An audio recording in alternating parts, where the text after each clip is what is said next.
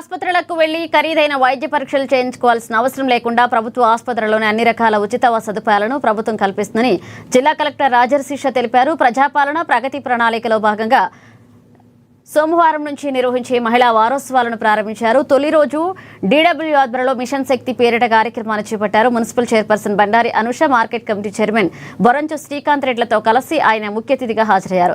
ఇక ముందుగా జ్యోతి ప్రజ్వలన చేసి ఏర్పాటు చేసిన స్పెషలిస్ట్ క్యాంప్ను పరిశీలించారు.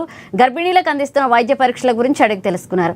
అనంతరం టీబీ స్క్రీనింగ్ శిబిరాన్ని సందర్శించి పలు సూచనలు చేశారు. ఈ సందర్భంగా అంగన్వాడీలు అందిస్తున్న సేవలకు మెమోంటోలను అందించి అభినందనలు తెలిపారు. ఈ సందర్భంగా జిల్లా కలెక్టర్ రాజర్షిష మాట్లాడుతూ ప్రభుత్వ ఆసుపత్రులలో అన్ని వసతులు ఉన్నప్పటికీ నేటికి ప్రైవేట్ ఆసుపత్రులకు వెళ్లి వైద్య పరీక్షలు చేయించుకుంటున్నారని తెలిపారు.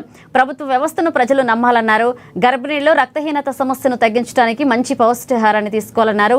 సేనో టు జంక్ ఫుడ్ అనే నినాదంతో ప్రజల్లో విస్తృత ప్రచారం కల్పించాలంటూ అధికారులకు ఆదేశించారు. బయట తినుబండారాల వల్లే కలిగే నష్టాలను వివరిస్తూ ఇంటి భోజనంపై అవగాహన కల్పించాలన్నారు.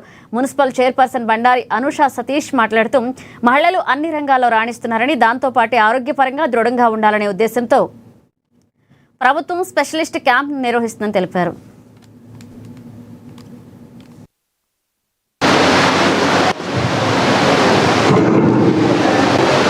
మహిళల సందర్భంగా మళ్ళీ ఆరోగ్య పరీక్షలు ఏవైతే ఉన్నాయో అవి చేయడం జరుగుతుంది.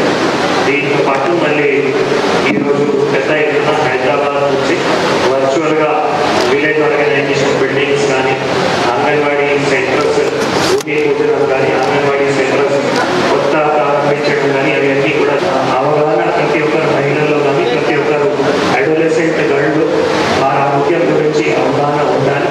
అందుకే ఇక్కడ స్పెషలిస్ట్ క్యాంప్ కూడా gynaecologist, TB, general medicine, partly camp పెట్టడం జరిగింది. ముఖ్యంగా ప్రభుత్వం వైద్య వ్యవస్థ